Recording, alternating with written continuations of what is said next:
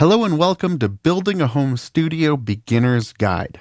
Not that long ago, it was extremely expensive to get into the world of recording, and there was a huge gap between the spaces and gear that the pros used compared to the consumer level stuff. But luckily, the game has changed completely.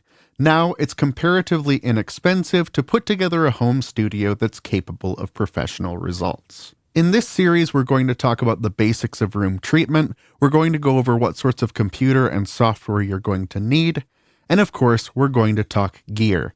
We're going to be talking about audio interfaces, computers and software, all sorts of microphones and monitoring options, and some cool gadgets that help you get better, cleaner recordings. And we're going to talk about what things to consider as you're choosing each component.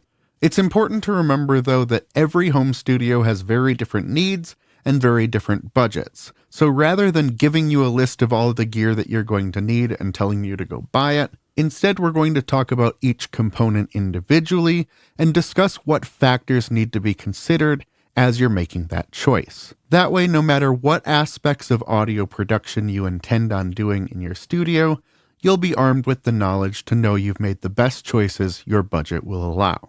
So let's not waste any more time and let's jump right into the next video where we talk about what sorts of things to consider while you're choosing your recording space, and then we'll cover the basics of room treatment. So stay tuned.